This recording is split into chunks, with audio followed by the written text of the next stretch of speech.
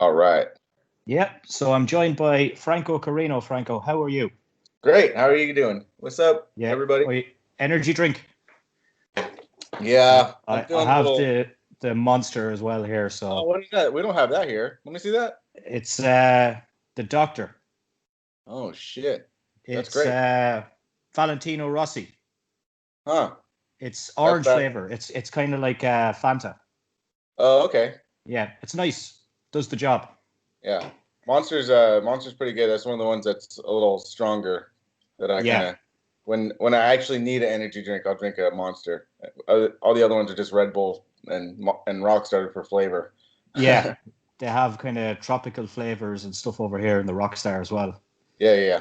But I think over in America, because I always see them online, you've got a better selection of energy drinks than we do in Ireland, Yeah. for There's almost sure. any at this Yeah. point. So So the first thing I'll ask you anyway is how did you get into music? um I got into music just I always played. When I was a kid, I used to draw keyboards on boxes and pretend to play. Okay. I had an older brother, and he was in high school. My brother was a music journalist, and he was really into this is like 1987, 88, and he was really Okay. into so I heard that and got into that and started drawing keyboards on stuff and got into synth music, and then it just kind of progressed my whole life. When I was in grade school, I was in music classes, and uh, I just always did it. It was just something that I never chose. It like chose me. Does that make sense? Yeah, definitely. Yeah. I don't know where it came from. I don't know like why. It's just something like breathing or blinking. It's just something that's always been there. Something that's natural to you. Yeah, yeah. So you play guitar and different things like that, or is it all kind of I could DJ stuff? play. I could play a little bit. Like my first instrument was drums and percussion, and Yeah. I actually used to get some lessons from Mr. John Otto himself Oh back in the well. day. But I started on drums, and then I kind of noodled around because back in the day in Jacksonville, Florida, like being an electronic musician was like you were such an outcast, and you gotta remember this was at the time when I was a teenager. This is when Limp Bizkit was happening. Yeah. So like everybody in Jacksonville wanted to be Limp Bizkit. So if you didn't have a guitar, you were a fucking loser. So Yeah.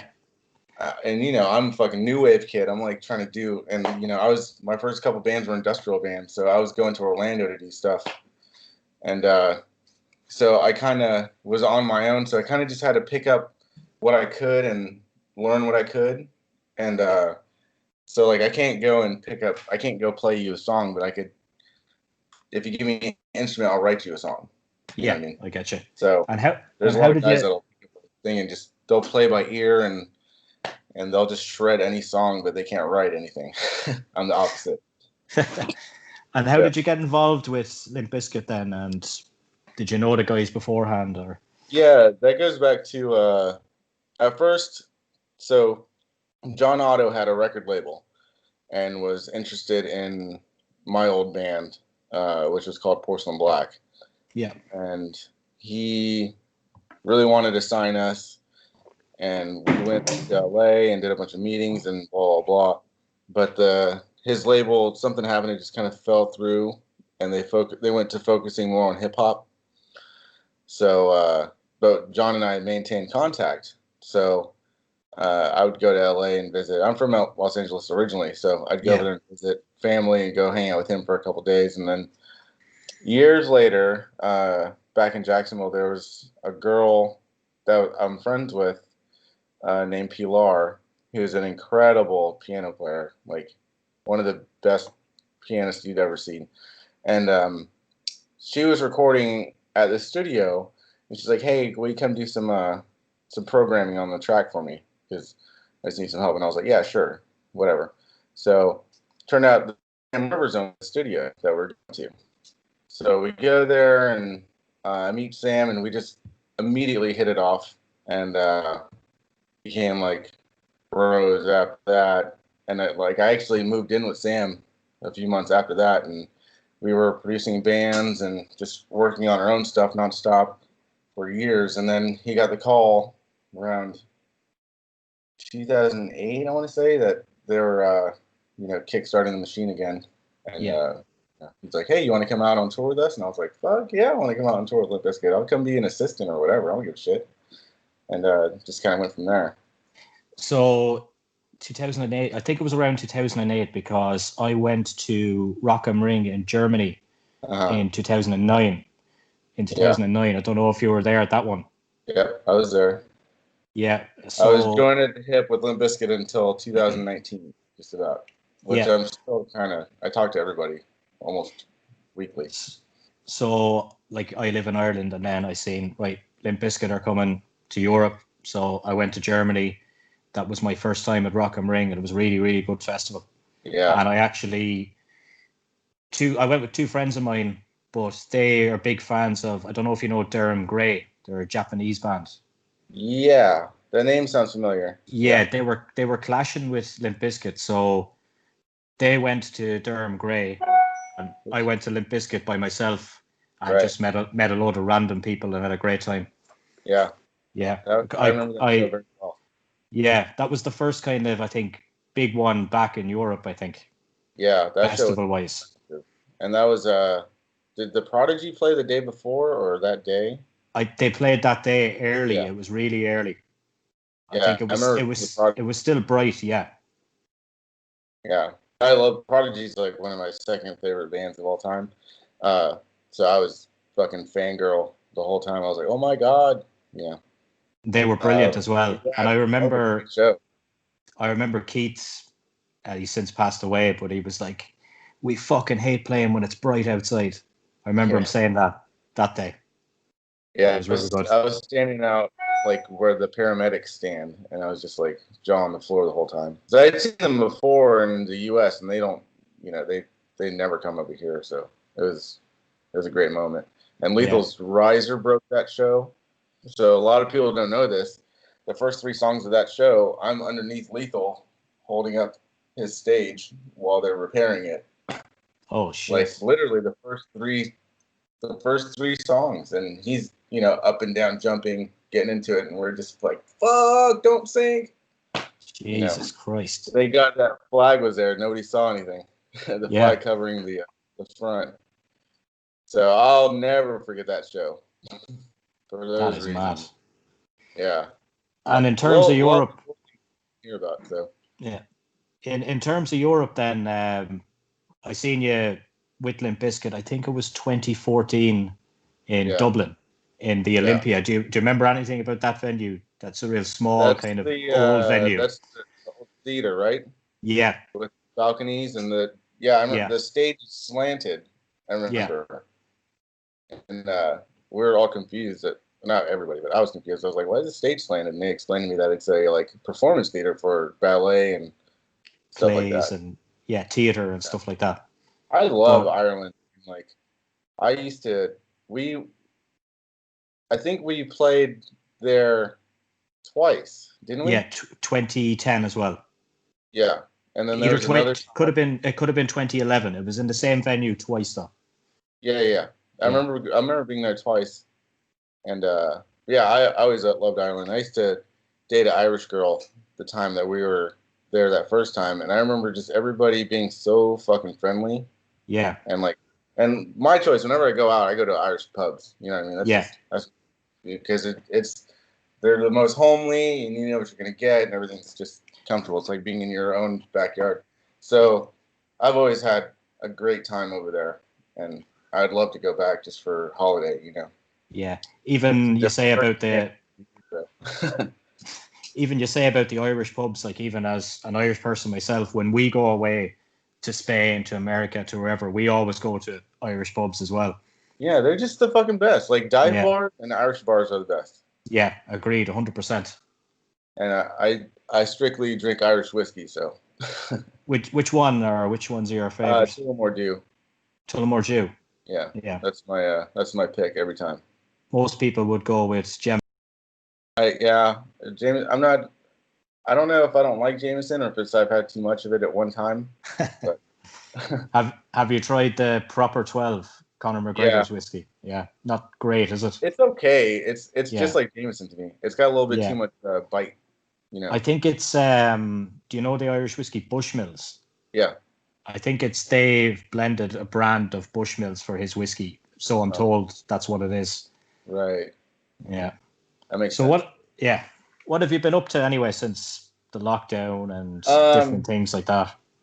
I've been I've been working on some house music, which I have coming out later this month on November 20th. Hold on, I got notes for this. November 20th, through Whip Bass Records. I did this song called Big Crunch with this guy. Like, I've been friends with the owner of the label for years, and we've been trying to get something going for a while. Just put something out, you know. Yeah. And we finally got the chance to. Everything just kind of flowed together, you know, the past few months, really. You know, I've been doing that, and I scored a movie like a year or two ago. I'm actually producing. I'm doing some production for this black metal, death metal band called Noctambulant. Okay. I did work on their last record, and I'm doing work after we get off the chat here. I gotta finish that up and turn it. So I kind of try and keep my hand in a lot of different weird things, you know. Yeah. That people don't expect me to. Everybody thinks I do like you know, like people think that guys in new metal bands only do new metal stuff. So like that's why like 5 years ago I put out like a classical EP just to kind of to be a dick, you know. Yeah. But mostly for like a business card of you know, for scoring movies, which it did help, you know. What was that like, or what movie was it? The movie is called Cry for the Bad Man. It was an independent movie with Camille Keaton from the original I Spit on Your Grave. It was fun. Like it was weird watching the movie with no music, you know, and having to fill in the gaps. So but it was I didn't really have notes. Like I talked to Wes about it because Wes does a lot of scoring stuff and just trying to get like an idea what to expect. And he's like, well, they're gonna ask you for this kind of thing, and they're gonna give you cues and this and that. And like I got none of that. They're like, watch the movie, just fill in the gaps. And I was like, oh shit. All right. So all the advice I got went right out the window. So yeah. Wes would be a pretty handy guy to have around, I'd imagine, for anything to do with music. Wes is the guy to have around for anything. Yeah. Wes is probably the most handy guy I know. Like I remember my backpack broke, and I went to Wes to help me fix it. Like I think I have no doubt that he could like build a house with his bare hands, and it'd be awesome. You know what I mean? He's an artist now as well, is he? I've seen pictures of art. Yeah. Yeah, he's a really amazing painter for sure. Yeah, he's just he's a fucking great guy. All of them are great guys. Yeah, for sure. We were Wes and his guitar tech Cadaver. That was like our main three for days off. We'd go on an adventure and just drink beers and fuck around. So sounds good. Amiga. Yep. So I have a few questions that people sent in off kind of Limp Bizkit forums and things like that on Facebook. So there probably one here from a guy called Paul Cooney. He wants to know, what do you think of the band Ghost? I love Ghost. Yeah. I think Ghost is I know a lot of people hate on Ghost. I think Ghost is great. It's you know, they had to stick out and doing the theatrics that they do, and they have the best web content of any band, I think. Also, like their YouTube channel is fucking amazing. Yeah, I love it. I listened to Kiss the Goat on the way back from the store this morning, actually. Yeah. Is that the song? I don't remember. I stuck with song names. I seen Ghost last year. They played over in Ireland supporting Metallica. Oh wow. Yeah, yeah. But the only thing was the sound was really, really bad. It was in a venue. There was 70,000 people there, but the sound, it was just terrible for the first few bands. And then once Metallica came on, it was turned up to 100. Right. You know, no problem here in Metallica. That's the way it goes. Yeah, The opening bands always get fucked over for some reason. yeah. 20-minute firework display after the show. Crazy. It was a great show. Isn't it crazy how like I think I was talking to my parents about this the other day, like bands like Metallica and Iron Maiden and all these metal bands when I was a kid were so like you can't listen to that. It's the fucking devil's music. And now you Yeah, walk around the grocery store and you're hearing fucking and all of it, you know what I mean? And like yeah, there's so acceptable and it's so funny to me. Like how those bands are still around and now they're above mainstream, I think. You know, like bands like Metallica and AC/DC and Guns N' Roses, you know. You hear Guns N' Roses during Christmas time on the fucking just walking around the store. That yeah. blows my mind. Sweet You child of know? mine. Yeah. Yeah. Kids will never understand that. There's another one here. All Another right. question. What's your favorite song to play live with Limp Bizkit? Um, I have a couple, and for a couple different reasons. I always loved playing "Don't Go Off Wandering" Yeah. because it was very busy, and I got to play keyboard on that song. Um, I always loved playing "Hot Dog" because "Hot Dog" like you once "Hot Dog" kicks in, like we won. You know what I mean? Yeah. Like you'll see some people just kind of pissed off, you know, just angry, just like, why is Limp Bizkit here? Limp Bizkit sucks, you know. And then Hot Dog kicks Got in, it. and the rest of them's like, yeah, we got you. Yeah. And also, I always loved Take a Look Around because that meant the show was almost over and it was almost time to drink. Yeah. That was the last song in Dublin in 2014. Yeah. As I was Yeah, refreshing my memory earlier, I had a look at it. yeah, And that was usually the closer for a while. It usually break stuff and take a look around. Um, yeah, those I are think those are usually my favorites for those reasons. they started off with, I think it was Trust the last time in the Olympia, which is not Oh, played really? too regularly. Yeah. I think I've played that song 3 times ever, Yeah.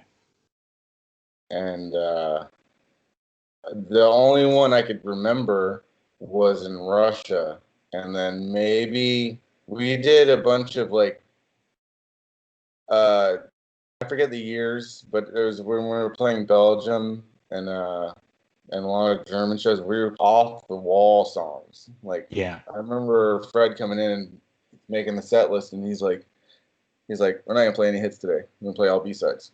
And we're like, fuck yeah, let's do that. You know. And then of course we peppered in a couple like break stuff, and I think um, like My Generation or something. But everything else is all like almost album tracks off $3 Bill and a couple other random songs. That's what the really hardcore Limp Bizkit fans kind of want all the time. But Yeah, you yeah, just, at something like a festival, like you can't deliver that, you know? yeah. That's what people don't Because half understand. the exactly, you know, at a festival, people don't. You know, people come to festivals to hear hits and party. They're not gonna. We can't Yeah. play stalemate at a fucking festival, you know, Yeah. or you know something like. But yeah, it's just a different beast altogether. And then on festivals, you're usually so pressed for time that you can't really explore the space. You have usually an hour, you know, Yeah. and that's intro, outro, get the fuck on, get the fuck off stage, you know. Yeah, make way for the next band. Unless you're the headliner of the festival, then you do whatever you want. But Yeah. usually, What's if the the, I was just gonna say, like you said earlier, yeah. the younger bands, they get 30 minutes, you know, Yeah. and they're fucked. The what's the best festival that you've played at? I don't know. Probably, I'd probably say Rock and no. Okay. I I do know this. It's the one we played in Jacksonville in 2013. That was like our hometown show. Yeah. That was probably my favorite to be a part of because there was such a it was just such a good feeling, you know, because like we growing up in Jacksonville and just this band being this thing that has done it all to come back home and do that one more time is fucking amazing. Like kind of Fred come for full circle. Yeah, exactly. Fred literally pointed to the Matthews Bridge and said, "John Otto, take me to the Matthews Bridge." You know what I mean? Like, yeah. I got chills at that show almost every time. But other than that, fucking Rock and Ring is great from top to bottom. Yeah. Catering, everything's awesome. Catering. A few people here wants to know about the album that is or isn't, or nobody really knows. Yeah. Stampede of the Disco Elephants. Can you give anyone any light on that? I cannot. Yeah. I know it's been worked on, but the thing, I don't know. I think the guys care so much that they don't want to put out crap. You know what I mean? Like, it's not like the old days where there's a rush to put out something because you're racing for sale, Lincoln Park and Korn and Slipknot. There's no System of a Down. Nobody's racing for anything anymore. So I think everybody has time to look at System of a Down. They just put out the first song in 15 years or something like that. Yep. A week ago. Like, I just feel like, I know it sucks waiting, but I think, Fred and Wes and everybody especially, they care so much that they don't want to just put out, they'd rather throw away 10 years of what they've been working on to give you 5 minutes of what you want. You know what I mean? So I think it's just gotta be patient, and when it's ready, it's when it's ready to hit at the right time, it'll come out. So yeah. So in terms of the future, then, are you going to be working with the guys again, or what way is it going to work for you? I mean, technically, I still do work. I'm just kind of like a guy in a van. Like, you know what I mean? Like, those guys are inside robbing the bank, and I'm the guy on the computer. So, I don't know. I'd like to go back on tour, but it's a different world now, so we'll see. Yeah. We'll see what happens with the touring situations. Yeah, because I see they've been put on for, I think, Wacken in Germany next year and different things, but nobody knows, are these things going to go ahead? Yeah. Right. Anything can be booked, but you still never know. There could be another major breakout next summer. Yeah. So I personally can't see it happening. Yeah. It's a toss-up for me, like I can't say yes and I can't say no. All anybody could ever be is hopeful. I know they're starting to do a lot of like DJ events are starting to happen again, which I think is weird because those are all enclosed. Completely. Is the bars open in Jacksonville? Oh yeah, everything's full capacity open. Yeah, we've got no bars here. Yeah. No bars, no nightclubs, no hairdressers, no. Wow. Only thing that's really open is supermarkets. That's crazy. Yeah. I mean, that's the way it should be, but like, everything's here is open. There's nothing at the moment you can't go do, like you couldn't before the pandemic. Everything is back to the way it was, and the only thing different is everybody's 90% of the people have masks on and are taking everything very seriously, and you still have this handful of assholes that are just like, whatever, I'm not going to get sick. Yeah. I actually, in July, I had it, and I was out of commission for about a month. Yeah, I didn't have I didn't catch a fever or have any of the symptoms. I just lost my taste and smell for 3 weeks, and it was bizarre. But and that was the only symptom you had, was it?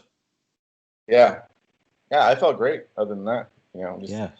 and it was I would go get every morning I'd go to the laundry room and grab a gallon of bleach and smell it just to see if my smell came back yet. Nothing. Like literally had my nose in the bottle and just nothing. That's So crazy. yeah. I guess it's such a weird thing to go away as you're especially to feel fine. Like I felt great. I Yeah. was so much hot sauce on my food and just nothing. Like I felt like Superman kind of. You were But just waiting for it to come back. yeah, exactly. Eating all Yeah. kinds of bullshit. And so you've got a new president over there as well. Thank fucking God, yes. Yeah.